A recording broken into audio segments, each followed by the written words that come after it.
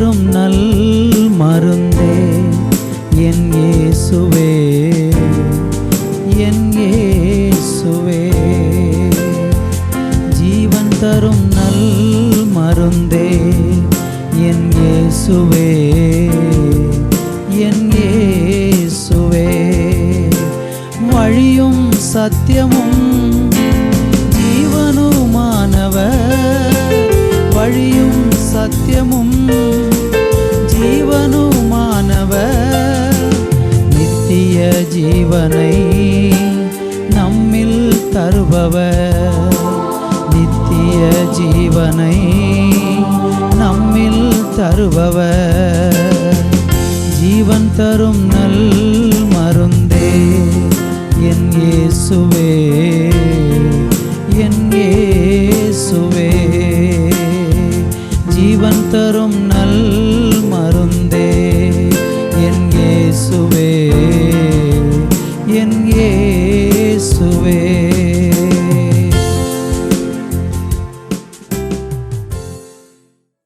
Thoothukudi revival Christian assembly ministries வழங்கும் ஜீவன் தரும் நல்வரது என்ற இந்நிகழ்ச்சிக்கு உங்களை அன்புடன் வரவேற்கிறோம்.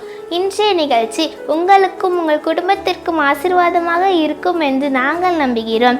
இப்பொழுதும் நமது ஊழியர் கே. சந்தோஷ் அவர்கள் வழங்கும் தேவ செய்தி இதோ உங்களுக்காக. தேவனுடைய பிள்ளைகளே, இந்த நாளிலேயும் கூட நம்ம ஆண்டுடைய வார்த்தையை தியானிக்கும்படியாக இன்றைக்கு 1 யோவான் 4ஆம் அதிகாரம் அதனுடைய 4வது வசனத்தை நாம் வாசித்து இன்றைக்கு நம்ம தியானிக்க போகிறோம். வாசிக்கிறேன். பிள்ளைகளே, நீங்கள் தேவனால் உண்டாயிருந்து அவர்களை ஜெயித்தீர்கள். ஏனெனில் உலகத்தில் இருக்கிறவனிலும் உங்களில் இருக்கிறவர் பெரியவர். வாசித்த இந்த வேத வசனத்திலே கடைசி வார்த்தையை மாத்திரம் எடுத்து இன்றைக்கு நம்ம தியானிக்க போகிறோம். என்ன சொல்லப்பட்டிருக்கிறது? உலகத்தில் இருக்கிறவனிலும் உங்களில் இருக்கிறவர் பெரியவர். பாருங்க, உலகத்தில் இருப்பவன் என்று சொன்னால் ஆண்டவர் இதை யாரை குறித்து சொல்லுகிறார் என்றால் சாத்தானை குறித்து, பிசாசை குறித்து ஆண்டவர் சொல்லுகிறார். உலகத்தில் ஒருவன் இருக்கிறான், அவனை குறித்து வேதம் பொல்லாங்கன் என்று சொல்லப்பட்டிருக்கிறது, அவன் துன்மார்க்கன் என்று சொல்லப்பட்டிருக்கிறது, அவன் பொய்யன் என்று சொல்லப்பட்டிருக்கிறது, இன்னும் அவன் சோதனைக்காரன் என்று சொல்லப்பட்டிருக்கிறது. இப்படி சாத்தானுக்கு வேதத்தில் ஏராளம் பெயர்களை ஆண்டவர் சொல்லியிருக்கிறார். அவன் திருடுகிறவன், கொல்லுகிறவன், அழிக்கிறவன் என்றெல்லாம் அவனை குறித்து ஆண்டவருடைய வார்த்தை நமக்கு அடையாளப்படுத்தி காண்பிக்கிறது. அப்படி உலகத்தில் இருக்கக்கூடிய அந்த பிசாசை பார்க்கிலும் ஆண்டவர் சொல்லுகிறார், உங்களில், உலகத்தில் இருக்கிறவனிலும் உங்களில் இருக்கிறவர் பெரியவர் என்று சொல்லப்பட்டிருக்கிறார். ஒரு மனிதன் ஆண்டவரை ஏற்றுக்கொண்டு ஆண்டவருடைய பிள்ளையாக மாறும்போது அந்த மனுஷனுக்குள்ளே ஆண்டவர் வாசம் பண்ணுகிறார். அவனை தன்னுடைய ஆலயமாக தேவன் ஏற்படுத்தி அவனுக்குள் அவர் நிரந்தரமாக குடியிருந்து அவனை ஒவ்வொரு நாளும் வழி நடத்துகிறார். அவர் நமக்குள்ளே தங்கியிருக்கும்போது அவர் சொல்கிறாரு, உங்களுக்குள்ளே நான் தங்கியிருக்கிறேன், உங்களுக்குள்ளே இருக்கிற நான் பெரியவர் என்று சொல்லுகிறார். இப்போ ஆண்டவர் எப்படியெல்லாம் பெரியவராக இருக்கிறார் என்பதை குறித்து இன்றைக்கி நம்ம பார்க்க போகிறோம். நீங்கள் ஒருவேளை ஆண்டவரை குறித்து எப்படி யோசித்திருக்கீங்கன்னு எனக்கு தெரியாது. நீங்கள் ஒருவேளை ஆண்டவரை ஒரு சாதாரணமாக ஏதோ ஒரு உதவி செய்கிறவராக, எல்லா காரியத்தையும் செய்ய அவரால் முடியாது, ஒரு சில காரியங்களை மாத்திரம் அவர் செய்வார், மீதி காரியங்களையெல்லாம் அவருக்கு செய்ய முடியாது, இப்படியெல்லாம் நீங்கள் யோசித்து கொண்டு இருக்கலாம். ஆனால் ஆண்டவர் எல்லாம் செய்ய வல்லவராக இருக்கிறார். உலகத்தில் இருப்பவனிலும் உங்களோடு இருக்கிறவர் பெரியவர் என்று சொன்னால் அவர் எல்லாவற்றுக்கும் பெரியவர் என்று தான் வேதம் நமக்கு சொல்லுகிறது. அதனுடைய 2 சாமுவேல் புத்தகத்தில் நம்ம படிக்கும்போது 7ஆம் அதிகாரம் 2 சாமுவேல் 7ஆம் அதிகாரம் 22வது வசனத்தை வாசித்தால் ஆண்டவரை குறித்து சொல்லப்படுகிற ஒரு வார்த்தையை நான் வாசிக்கிறேன். ஆகையால் தேவனாகிய கர்த்தாவே, நீர் பெரியவர் என்று விளங்குகிறது. நாங்கள் எங்கள் காதுகளாலே கேட்ட சகல காரியங்களின்படியும் தேவரீருக்கு நிகரானவர் இல்லை, உம்மை தவிர வேற தேவனும் இல்லை. அன்பு தேவனுடைய பிள்ளைகளை, இந்த வசனத்திலே நம்ம படிக்கும்போது ஆண்டவராகிய கர்த்தர் எவ்வளவு பெரியவர் என்பதை நாம் இங்கே காண முடிகிறது. தாவீது தன்னுடைய வாழ்க்கையின் அனுபவத்தோடு கூட இந்த பகுதியை அவர் எழுதுகிறதை நம்ம பார்க்க முடிகிறது. அவர் சொல்கிறார், உம்முடைய ஆகையால் தேவனாகிய கர்த்தாவே நீர் பெரியவர் என்று விளங்குகிறது. ஆண்டவர் பெரியவராய் இருக்கிறார். நாங்கள் எங்கள் காதுகளால் கேட்ட சகல காரியங்களின்படியையும் என் தேவனுக்கு நிகரானவர் இல்லை. இந்த உலகத்தில் கேள்விப்பட்ட எல்லா விஷயத்திலையும் தேவனை போல பெரியவர், தேவனுக்கு நிகரானவர், தேவனை தவிர பெரியவர் யாருமே இல்லை என்பதுதான் உண்மை. உலகத்தில் சில மனிதர்களை பெரியவர்கள்னு சொல்லுவாங்க. பணத்தை கொண்டு இந்த மனுஷன் ரொம்ப பெரிய ஆள் அப்படி சொல்லுவாங்க. அல்லது ஒரு பெரிய புகழை கொண்டு உலகத்தில் இவர் மிகவும் சிறந்தவர் அல்லது பெரியவர் என்றெல்லாம் உலக மனிதர்கள் பல உலக பிரகாரமான காரியங்களை வைத்து மனிதர்களை பெரியவர்கள் என்று சொல்லி இந்த நாட்களில் புகழலாம். ஆனால் இந்த உலகத்திலே பெரியவர், மகா பெரியவராக இருக்கிற ஒருவர் ஆண்டவராகிய கர்த்தர். நீங்கள் கேள்விப்பட்ட அந்த இடத்துல சொல்லப்பட்டது அப்படித்தான். நாங்கள் கேள்விப்பட்ட எல்லா காரியங்களிலும் தேவரீர் உமக்கு நிகரானவர் யாருமே இல்லை, கர்த்தருக்கு நிகரானவர் யாருமே இல்லை. கர்த்தருக்கு மகிமை உண்டாவதாக. இன்னொரு வசனத்தை கூட நம்ம பார்க்கும்போது நான் இன்னொரு காரியத்தை உங்களுக்கு சொல்ல விரும்புகிறேன். 2 ராஜாக்களின் புஸ்தகத்திலே 6ஆம் அதிகாரம் அதனுடைய 16வது வசனத்தை வாசிக்கிறேன். அதற்கு அவன் பயப்படாதே, அவர்களோடு இருக்கிறவர்களை பார்க்கிலும் நம்மோடு இருக்கிறவர்கள் அதிகம் என்றான். பாருங்கள், ஆண்டவர் பெரியவராக இருக்கிறார்னா அதை கர்த்தர் நம்முடைய வாழ்க்கையில் விளங்க பண்ணுவார். இந்த இடத்துல நீங்கள் படித்து பார்த்தீங்கன்னா எலிசா தீர்க்கதரிசியை குறித்து சொல்லப்படுகிற ஒரு வார்த்தை. இந்த இடத்துல நம்ம பார்த்தீங்கன்னா எலிசா தீர்க்கதரிசிக்கு எதிராக சீரியாவின் ராஜா தன்னுடைய படைகளோடு கூட வந்து இங்கே தேசத்தில் யுத்தம் பண்ண அவன் திட்டம் பண்ணுகிறான். அவன் தேசத்தில் திட்டம் பண்ணி இஸ்ரவேல் ஜனங்களை எப்படியாகிலும் முறியடிக்க வேண்டும் என்று முயற்சித்த போது இஸ்ரவேல் ஜனங்களுக்கு எதிராக அந்த சீரிய தேசத்து ராஜாவும் அவனுடைய ஆட்களும் ரகசியமாக என்னென்ன காரியங்களை எல்லாம் ரகசிய அறையிலிருந்து பேசிக்கொண்டிருக்கிறார்களோ அது எல்லாவற்றையும் ஆண்டவர் எலிசா தீர்க்கதரிசிக்கு வெளிப்படுத்திடுவார். அப்படி எலிசா தீர்க்கதரிசிக்கு ஒவ்வொரு காரியங்களையும் கர்த்தர் வெளிப்படுத்துகிற காரியத்தை உடனே அவர் என்ன செய்வார்னா இஸ்ரவேல் ராஜாவிட்ட போய் சொல்லிடுவார். நீங்கள் எச்சரிக்கையாக இருங்க, உங்களுக்கு விரோதமாக இந்த நாட்களிலே பல தீமையான திட்டங்கள் உருவாக்கப்படுகிறது, ஆதலால் இன்னென்ன இடங்களிலெல்லாம் நீங்கள் ஜாக்கிரதையாக இருங்கள் என்று சொல்லி ஒவ்வொரு காரியத்தையும் அப்படியே ராஜாவுக்கு தீர்க்கதரிசி வெளிப்பாடாக சொல்லிடுவார். உடனே இஸ்ரவேலின் ராஜா என்ன செய்வார், இந்த வரக்கூடிய சீரியாவுடைய இராணுவத்தை அங்காங்கு ஆட்களையெல்லாம் ஏற்படுத்தி வச்சு இப்படி ஒவ்வொரு நாளும் ஒரு பெரிய பாதுகாப்பை தேவன் இஸ்ரவேல் ஜனங்களுக்கு கொடுத்து கொண்டிருந்தார். உடனே சீரிய தேசத்து ராஜா யோசித்தார், என்னடா நம்ம செய்யக்கூடிய எல்லா காரியங்களையும் இவன் ஒருத்தன் கண்டுபிடிச்சிடுறானே, இது எப்படி இந்த ராஜாவுக்கு இந்த ரகசியங்களெல்லாம் தெரிகிறது என்று சொல்லி அவன் மிகவும் குழம்பி போனான்.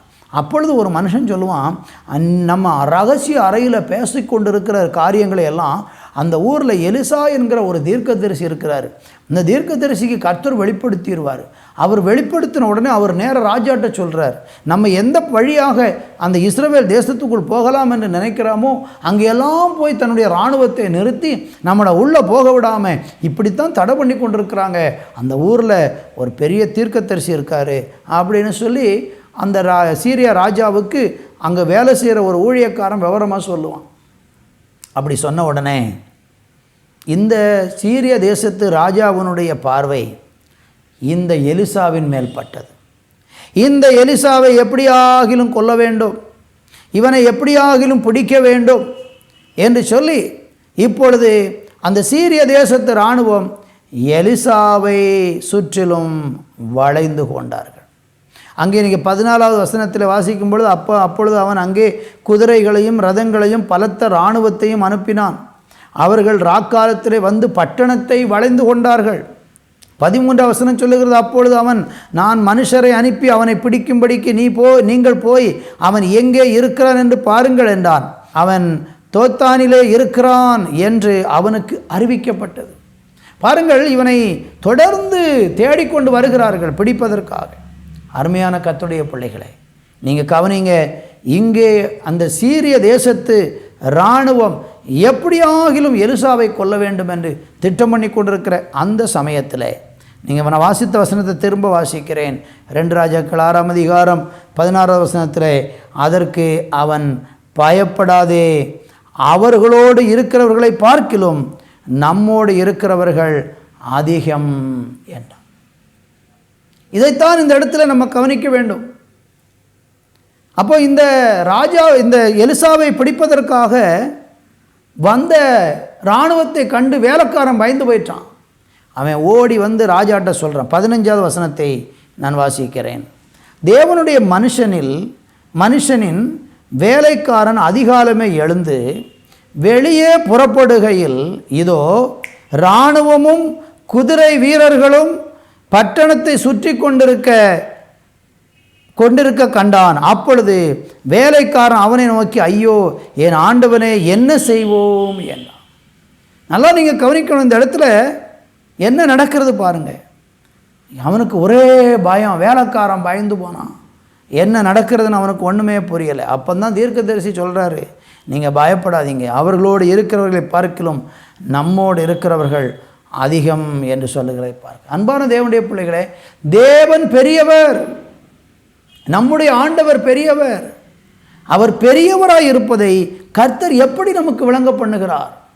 அவருடைய தூதர்களை அனுப்பி, அவருடைய இராணுவத்தை அனுப்பி, நமக்கு ஒரு ஆபத்து உண்டாகும் போது எவ்வளவோ பெரிய படையை எழும்பி வந்தாலும் கர்த்தர் பெரியவர் என்பதை அவர் நம்முடைய வாழ்க்கையில் பல சம்பவங்களின் மூலமாக அவர் நம்முடைய வாழ்க்கையில் விளங்க பண்ணுவார். கர்த்தருக்கு மகிமை உண்டாகட்டும். அன்பான தேவனுடைய பிள்ளைகளே, இன்றைக்கு நீங்கள் தேவனை விசுவாசிக்கிறீர்கள் என்றால் தேவன் பெரியவராக இருக்கிறார். அந்த பெரியவராகிய தேவன் உங்கள் வாழ்க்கையினுடைய ஒவ்வொரு பகுதிகளிலும் அவர் பெரியவர் என்பதை நிச்சயமாக விளங்க பண்ண முடியும்.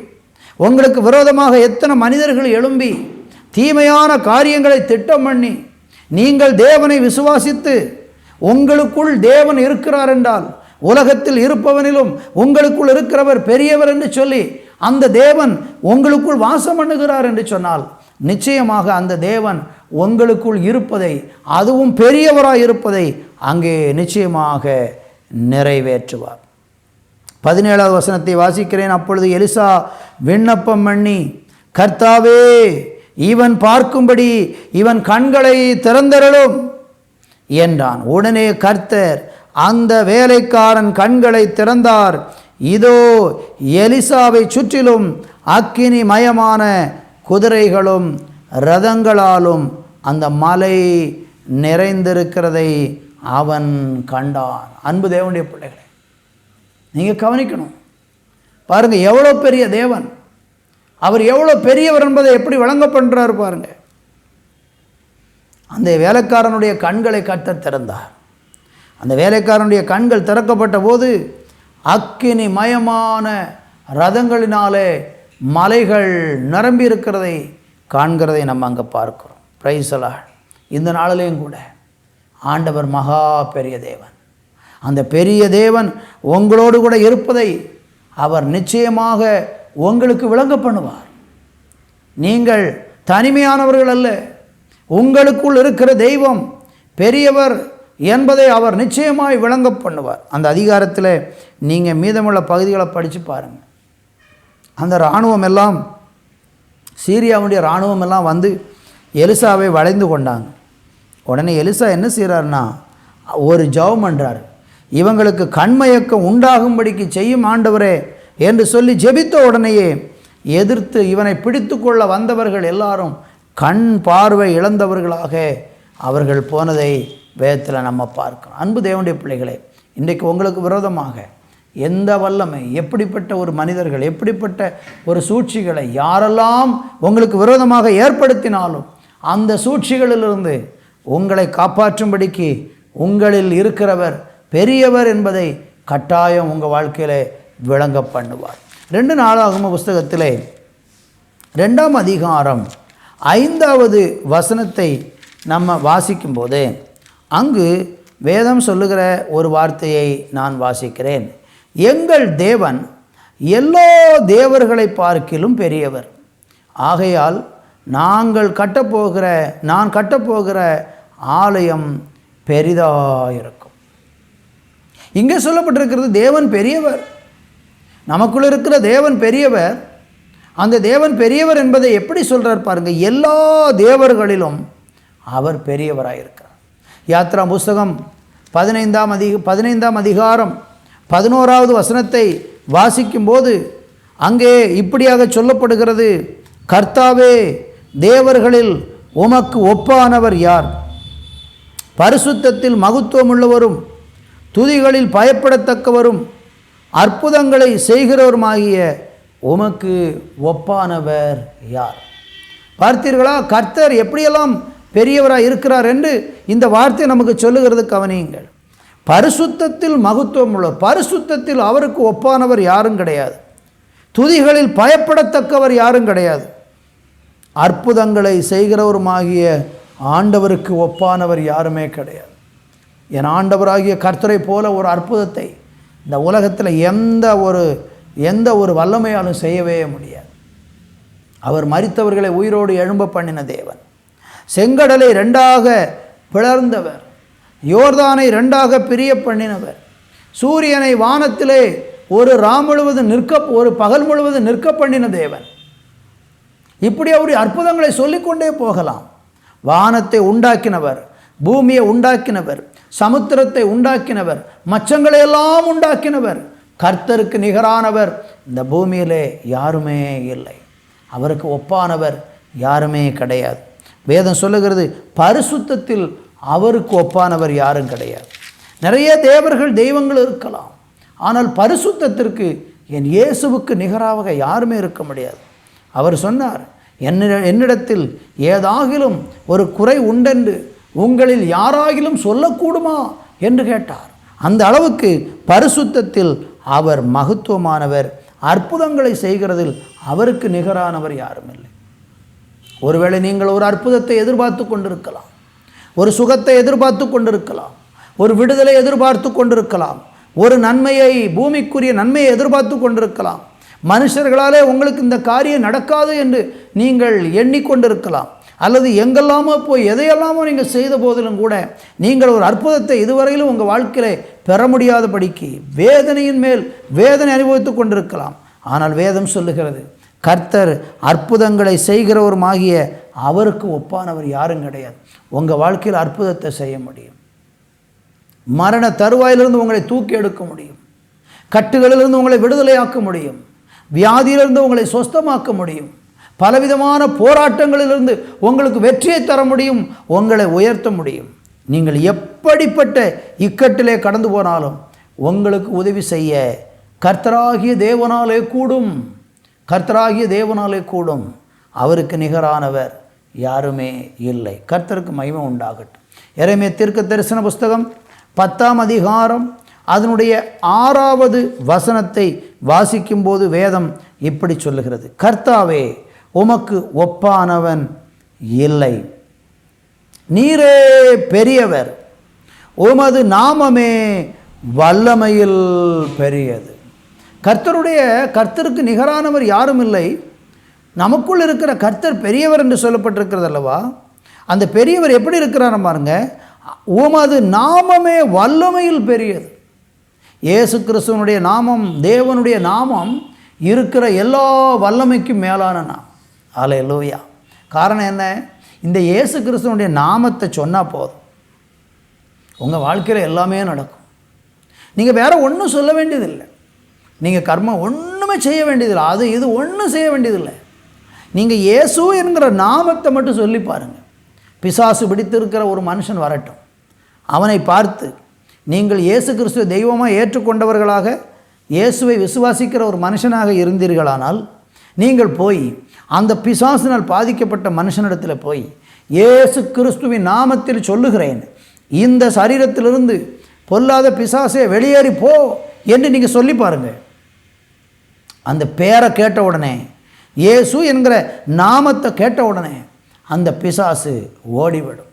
ஆண்டவர் சொன்னார், என் நாமத்தில் நீங்கள் பிசாசுகளை துரத்துவீர்கள், என் நாமத்தில் வியாதிஸ்தர்கள் மேல் கைகளை வைப்போது அற்புதங்கள் நடக்கும், என் நாமத்தினாலே சர்ப்பங்களையும் தேள்களையும் மிதித்து போடுவீர்கள், சகல அதிகாரத்தையும் கர்த்தர் நமக்கு கொடுத்திருக்கிறார். இயேசு என்கிற நாமம், கர்த்தர் என்கிற நாமம், ஆமேன், வல்லமையில் பெரியது. அந்த பேரை சொன்னால் போதும். ஓ ஹல்லேலூயா. ஒருவேளை இந்த உலகத்தில் ஒரு பெரிய உயர்ந்த மனுஷன் இருக்கலாம், ஒரு பெரிய பதவியில் இருக்கிற ஒரு மனுஷன் இருக்கலாம், அவனை சொன்னால் கூட பேய் ஓடாது, அவன் பேரை சொன்னோன்னே நோய் சுகமாகாது. ஆனால் இயேசு என்கிற நாமத்தை ஒரு மனுஷன் சொல்லும்போது அவருடைய நாமம் வல்லமையில் பெரியது. அதனால தான் இன்றைக்கி இயேசு கிறிஸ்துவின் நாமத்தில் அற்புத அடையாளங்கள் அதிசயங்கள் இன்றைக்கும் நடந்து கொண்டே இருக்கிறது. நீங்களும் கூட இன்றைக்கி வேதனையில் கஷ்டப்படுகிறீர்களா, வியாதியில் கஷ்டப்படுகிறீர்களா, இயேசுவின் நாமத்தை சொல்லி கூப்பிடுங்கள். இயேசுவே, உம்முடைய நாமத்தை சொல்லி கூப்பிடுகிறேன், எனக்கு உதவி செய்யும், என்னுடைய வியாதியிலிருந்து விடுதலை தாரும், என்னுடைய கட்டுகளிலிருந்து எனக்கு விடுதலை தாரும், என்னுடைய பலவீனத்திலிருந்து எனக்கு விடுதலை தாரும் என்று இயேசு கிறிஸ்துவனுடைய நாமத்தில் நீங்கள் இன்றைக்கு கேட்டு பாருங்கள், ஜெபித்து பாருங்கள், இயேசுவின் நாமத்தை சொல்லி பாருங்கள், இயேசுவின் நாமத்தை பாடி துதிச்சு பாருங்கள்.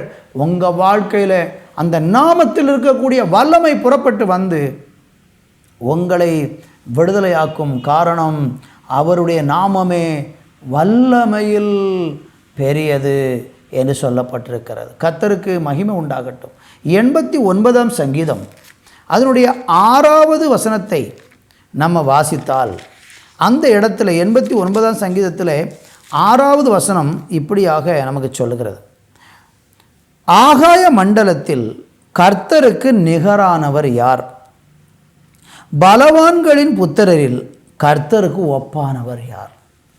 ஆண்டவருடைய வேதம் சொல்லுகிறது, பலவான்களின் புத்திரரில் கர்த்தருக்கு ஒப்பானவர் யார். அருமையான தேவனுடைய பிள்ளைகளே, ஆகாய மண்டலத்தில் கர்த்தருக்கு ஒப்பானவர் யாரும் கிடையாது, பலவான்களின் புத்திரரில் கர்த்தருக்கு ஒப்பானவர்கள் யாரும் கிடையாது. எந்த மனுஷனும் என் ஆண்டவராகிய கர்த்தருக்கு நிகரானவனாய் மாறிவிடவே முடியாது. எவ்வளவோ மனிதர்கள், எத்தனையோ மனிதர்கள் இந்த உலகத்தில் இருக்கலாம், எவ்வளோ பெரிய திறமையுள்ள மனிதர்கள் இருக்கலாம், ஞானிகள் இருக்கலாம், கோடீஸ்வரர்கள் ஐஸ்வர்யவான்கள் இருக்கலாம், எவ்வளோ பெரிய மனுஷனாக இருந்தாலும் என் தேவனுக்கு நிகரானவர் யாருமே இல்லை. ஹல்லேலூயா. எனவே இந்த நாட்களில் நீங்கள் மனுஷனை நம்பி ஏமாந்திராதீங்க. ஐயோ, அந்த மனுஷன் பெரிய மனுஷன், அந்த மனுஷன் நல்ல செல்வந்தான மனுஷன், எனக்கு அது செய்வேன், நம்பாதீங்க. கர்த்தருக்கு நிகரானவர் யாருமே கிடையாது. பலவான்களின் புத்திரரில் கர்த்தருக்கு ஒப்பானவர் யாருமே இல்லை. காரணம், என் தேவன் பெரியவராக இருக்கிறார், கர்த்தர் பெரியவராக இருக்கிறார். சங்கீதம் 35 10வது வசனத்தை வாசிக்கும்போது அங்கு வேதம் சொல்லுகிறது, வாசிக்கிறேன், கவனியுங்கள். வேதம் சொல்லுகிறது, சிறுமைப்பட்டவனை அவனிலும் பலவானுடைய கைக்கும், சிறுமையும் எளிமையுமானவனை கொள்ளையிடுகிறவனுடைய கைக்கும் தப்புவிக்கிற உமக்கு ஒப்பானவர் யார் கர்த்தாவே என்று என் எலும்புகளெல்லாம் சொல்லும். பார்த்தீங்களா, ஆண்டவர் எப்படி இருக்கிற பாருங்க. அங்கே சொல்கிறாரு, சிறுமையானவனை பலவான்களுடைய கையிலிருந்து தப்பு வைக்க யாரால முடியும்? ஒரு பெரிய செல்வந்தன், ஒரு பெரிய பணக்காரன், அல்ல ஒரு எல்லாரையும் துன்புறுத்தக்கூடிய ஒரு மனுஷன் இருக்கிறான்னு வைத்துக்கொள்ளுங்களேன். அவங்ககிட்ட ஒரு சிறுமையானவனை யார் காப்பாற்ற முடியும்? யாருமே காப்பாற்ற முடியாது. ஆனால் வேதம் சொல்லுகிறது, அப்படிப்பட்ட சிறுமையானவர்களை பெரிய பலவான்களுடைய கைக்கும், கொள்ளையிடுகிறவனுடைய கைக்கும், எளியவனை கொள்ளையிடுகிறவனுடைய கைக்கும் கர்த்தர் தப்பு வைக்கிறது போல ஒரு கர்த்தர் இந்த உலகத்தில் யாருமே கிடையாது. கர்த்தருக்கு மகிமை. இன்றைக்கி உங்கள் வாழ்க்கையில் சிலர் உங்களை ரொம்ப அடிமைப்படுத்தி வச்சுருக்கலாம், உங்களை ரொம்ப கஷ்டப்படுத்தி கொண்டு இருக்கலாம், உங்களை ரொம்ப வேதனைப்படுத்தி கொண்டே இருக்கலாம். நீங்கள் பலரால் ஒடுக்கப்பட்டு உங்கள் நன்மைகளை அவங்க கொஞ்சம் கொஞ்சமாக அபகரித்து, உங்களுடைய நிலத்தை அபகரித்து, உங்களுடைய பணத்தை அபகரித்து, உங்கள்கிட்ட நீங்கள் கொஞ்சம் பணம் வாங்கியிருந்திருப்பீங்க, அதிகமாக வட்டிக்கு மேலே வட்டி வாங்கி உங்களை ஒவ்வொரு நாளும் சமாதானம் இல்லாமல் உங்களுடைய நன்மைகளை அபகரித்து கொண்டு சில மனிதர்கள் இருக்கிறாங்க. ஐயோ, இவங்க கையிலிருந்து எனக்கு எப்படி ஒரு விடுதலை கிடைக்க போகுதுன்னு சொல்லி இன்றைக்கி ஏங்கி பயந்து போய், ஐயோ எனக்கு யாரையும் தெரியாது, எனக்கு யார் உதவுவார்கள் என்று சொல்லி சில கொடூரமான மனிதர்களுடைய கையில் நீங்கள் உங்கள் பொருட்களை, பணத்தை, நிலத்தை, சொத்தை, இன்னும் நகையை, ஏதோ ஒன்றை நீங்கள் இழந்து கொண்டு இன்றைக்கி வேதனையில் எனக்கு திரும்ப கிடைக்குமா, என்னை இப்படி ஏமாத்துறாங்களே, என்னை காப்பாற்றுவது யார்? நீங்கள் ஒரு வேளை நீங்கள் அதற்கு அந்த காரியத்தில் தப்பு வைக்கிறதுக்கு எத்தனையோ சட்ட உதவிகளை நாடியும் உங்களுக்கு விடுதலை இல்லாமல் இருக்கிறதா? நான் உங்களை பார்த்து சொல்லுகிறேன், இன்றைக்கு நீங்கள் கர்த்தருடைய சமூகத்தில் வந்து உட்கார்ந்திருந்து, ஆண்டவரே இந்த கொடுமையான மனுஷனுடைய கையிலிருந்து, இந்த என்னை கொள்ளையிடுகிற இந்த மனுஷனுடைய கையிலிருந்து, ஆண்டவரே இந்த பலவானாகிய மனுஷனுடைய கையிலிருந்து என்னை தப்புவியும்னு சொல்லி இன்றைக்கி நீங்கள் ஒப்பு கொடுத்து ஜெபம் பண்ணி கர்த்தரை கூப்பிட்டு பாருங்கள். நான் கேரண்டியாக சொல்கிறேன், 100% கேரண்டியாக சொல்கிறேன், உங்கள் வாழ்க்கையில் கர்த்தர் அந்த கொடுமையான மனிதர்களுடைய கையிலிருந்து உங்களை தப்பு வைப்பார். நீங்கள் அதை விசுவாசத்தோடு கேட்கணும், விசுவாசத்தோடு விண்ணப்பம் பண்ணணும், விசுவாசத்தோடு கர்த்தரை நீங்கள் தேடினீங்கன்னா நிச்சயமாக தேவன் அப்படிப்பட்ட மனிதர்கள் கையிலிருந்து உங்களை தப்புவிக்க என் தேவன் பெரியவராக இருக்கிறார். அவருக்கு ஒப்பானவர் வேறு யாருமே கிடையாது. நீங்கள் கேஸ் போட்டு நீங்கள் நீதிமன்றத்தை நாடி அது உங்களுக்கு தீர்ப்பாகி வர்றதுக்கு எத்தனை காலம், எத்தனை மன உளைச்சல், எவ்வளோ பணச்செலவு. ஐயோ என்னால் முடியலை, சோர்ந்து போயிருக்கிறீங்களா? இன்றைக்கி கர்த்தரை நோக்கி கூப்பிடுங்க, கர்த்தர் உங்களுக்கு உதவி செய்வார். யோவான் நிருபத்தில் 4:4 படித்தோம் அல்லவா? நமக்குள்ளே இருக்கிறவர் உலகத்தில் இருப்பவனை காட்டிலும் நமக்குள் இருக்கிற தேவன் பெரியவர் என்று சொல்லி நம்ம படித்தோம் அல்லவா? அப்படியானால் அந்த தேவன் மாத்திரம் பெரியவராக இருக்கவில்லை. ஸ்தோத்திரம். நம்மளையும் ஆண்டவர் உயர்த்தி தான் வச்சிருக்கிறார். மற்ற எல்லா ஜனங்களை விட, எல்லா தேவர்களை விட கர்த்தர் பெரியவர். அதே நேரத்தில் கர்த்தரை தேடுகிற ஜனங்களும் மேன்மையானவர்களாக இருப்பார்கள் என்று வேதம் சொல்லுகிற 2 சாமுவேல் புஸ்தகத்தில் 7ஆம் அதிகாரம் அதனுடைய 23வது வசனத்தை நான் இப்பொழுது உங்களுக்காக வாசிக்கிறேன். உம்முடைய ஜனமாகிய இஸ்ரவேலுக்கு நிகரான ஜனம் உண்டோ? பூலோகத்து ஜாதிகளில் இந்த ஒரே ஜாதியை தேவன் தமக்கு ஜனமாக மீட்கிறதற்கும் தமது கீர்த்தி விளங்க பண்ணுகிறதற்கும் ஏற்பட்டாரே. தேவரீர் எகிப்திலிருந்து மீட்டு கொண்டு வந்த உம்முடைய ஜனத்துக்கு முன்பாக பயங்கரமான பெரிய காரியங்களை நடப்பித்து உம்முடைய தேசத்திற்கும் அதில் இருக்கிற ஜாதிகளுக்கும் அவர்கள் தேவர்களுக்கும் உமது மகிமையை விளங்க செய்தீர். அடுத்த வசனம், உம்முடைய ஜனமாகி இஸ்ரவேல் என்றென்றைக்கு உம்முடைய ஜனமாக இருப்பதற்கு அவர்களை திடப்படுத்தி கர்த்தராகிய நீர்தாமே அவர்களுக்கு தேவனானே. என்னை கவனிக்கிற அன்பு தேவனுடைய பிள்ளைகளே, உம்முடைய ஜனமாகி இஸ்ரவேலுக்கு நிகரான ஜனம் உண்டோ? தேவனை சேவிக்கிற ஜனத்துக்கு நிகரான ஒரு ஜனம் இந்த உலகத்தில் இல்லை. எப்படிப்பட்ட ஜனங்கள், ஜாதி ஜனங்கள் உலகத்தில் இருந்தாலும் கர்த்தருடைய ஜனத்துக்கு நிகரான ஒரு ஜனம் இந்த உலகத்தில் இல்லை. வேதம் சொல்லுகிறது, கர்த்தரை தெய்வமாய் கொண்ட ஜனம் பாக்கியம் உள்ளது. நீங்கள் கர்த்தரை தெய்வமாக இன்றைக்கி சேவிக்கிறீங்களா, உங்களுக்கு நிகராக இந்த ஒரு ஜனம் இந்த உலகத்தில் இருக்க போகிறதில்லை. காரணம் என்ன? நீங்கள் இந்த பூமியில் ஆசீர்வாதமாக இருப்பீங்க, மாத்திரமல்ல நித்தியத்திலும் ஒரு பெரிய மேன்மையை ஆண்டவர் உங்களுக்கு வைத்திருக்கிறார். தேவனுக்கு மகிமை உண்டாவதாக. 1 நாளாகம புஸ்தகத்திலே 17ஆம் அதிகாரம் அதனுடைய 20வது வசனத்தை மாத்திரம் நான் வாசித்து இன்றைக்கு நம்ம ஜெபிக்க போகிறோம். கர்த்தாவே, நாங்கள் எங்கள் காதுகள் கேட்க எல்லாவற்றின்படியேயும் தேவரிற்கு நிகரானவர் இல்லை, உம்மை தவிர வேற தேவனும் இல்லை. நான் இறுதியாக சொல்லி முடிக்கிறேன், உம்மை தவிர வேற தேவனும் இல்லை. ஆண்டவராகிய ஒருவர் மாத்திரமே கர்த்தர், அவர் ஒருவர் மாத்திரமே மெய்யான தேவன். அவருக்கு நிகரானவரை நீங்கள் இந்த பூலோகத்தில் எங்கே தேடினாலும் நீங்கள் பார்க்கவே முடியாது. அவருடைய ஜனத்துக்கு இணையான ஒரு ஜனத்தையும் நீங்கள் பார்க்க முடியாது. கர்த்தர் ஒருவரே மெய்யான தேவன். இன்றைக்கி உங்கள் வாழ்க்கையை இந்த தெய்வத்துக்கு ஒப்பு கொடுப்பீங்களா? இந்த தெய்வத்திற்கு ஜனமாக மாறுவதற்கு நீங்கள் உங்களை அர்ப்பணிப்பீங்களா? இன்றைக்கி உங்கள் வாழ்க்கையை கர்த்தர் ஆசீர்வதிக்க போகிறார். ஜெபிக்கலாமா நம்ம எல்லாரும் சேர்ந்து? நல்ல தகப்பனே, இந்த நல்ல வேலைக்காய் நன்றி. மகா பெரிய தேவனாகிய கர்த்தரை அறிந்து கொள்கிற பாக்கியத்தை கர்த்தர் எங்களுக்கு கொடுத்தீங்க. உமக்கு நிகரான, உமக்கு ஒப்பான ஒரு தெய்வம் இந்த உலகத்தில் இல்லை அப்பா. நீர் ஒருவரே கர்த்தர், நீர் ஒருவரே தேவன். உம்முடைய நாமமே உயர்ந்த நாமம். ரட்சிக்கப்படுவதற்கு, பாவ மன்னிப்பு அடைவதற்கு, ஆசீர்வதிக்கப்படுவதற்கு, பாதுகாக்கப்படுவதற்கு, எல்லாவித நன்மைகளுக்கும் ஒரே ஒரு தெய்வம். நீரே தேவனாக இருக்கிறதற்காக உமக்கு ஸ்தோத்திரம். இந்த நாளில் கூட உம்முடைய கரங்களில் ஒப்பு கொடுக்கிறோம். நீர் எங்களோடு பேசின எல்லா நல்ல வார்த்தைகளுக்காக நன்றி செலுத்தி மகிமைப்படுத்துகிறோம். துதிகன மகிமையெல்லாம் நமக்கு செலுத்துகிறோம். இந்த வார்த்தையை கேட்ட ஒவ்வொரு பிள்ளைகளுக்காக நன்றி, அவங்க குடும்பங்களுக்காக நன்றி. வியாதி பலவீனத்தில், போராட்டத்தில் யார் யார் இருக்கிறாங்களோ அவங்க இப்பொழுது இயேசுவின் நாமத்தில் ஆசீர்வதிக்கப்படுவார்களாக. பலவீனத்திலிருந்து விடுதலை உண்டாவதாக. மனிதர்களால் ஒடுக்கப்பட்டு வேதனையில் தவிக்கிற மக்கள் உம்முடைய வல்லமையினால் விடுதலை பெறுவார்களாக. உம்முடைய நாமத்தில் விடுதலை பெறுவார்களாக. அப்படிப்பட்ட அற்புதங்களை செய்தவர்களும் ஆசீர்வதித்தலும் இயேசுவின் நாமத்தில் ஜெபிக்கிறோம் எங்கள் நல்ல பிதாவே. ஆமேன், ஆமேன். அன்பு தேவ பிள்ளைகளே, கர்த்தர் நம்மோடு கூட பேசியிருக்கிறார். தொடர்ந்து மறுபடியும் ஒரு நிகழ்ச்சிகளை உங்களை சந்திக்கும் வரை தேவ சமாதானம் உங்களோடு இருக்கட்டும். ஆமேன், ஆமேன். அன்பானவர்களே, கர்த்தருடைய வேதம் குறைவற்றதும் ஆத்துமாவை உயிர்ப்பிக்கிறதுமாய் இருக்கிறது என்று நாம் வேதத்தில் வாசிக்கிறோம். இன்றைக்கு நீங்கள் பார்த்த சத்தியமும் உங்கள் ஆவி, ஆத்துமா, சரீரத்தை நிச்சயமாக உயிர்ப்பிக்கும் என்பதில் எவ்வளவேனும் சந்தேகம் இல்லை. மீண்டும் அடுத்த வார நிகழ்ச்சிக்காக ஜெபத்துடனும் எதிர்பார்ப்புடனும் காத்திருப்போம். கர்த்தர் உங்களை ஆசீர்வதிப்பாராக. ஆமேன். Our address: Revival Christian Assembly Ministries, 17/3, Brainagar 2nd Street East, Thuthukudi. Contact 944 277 8986.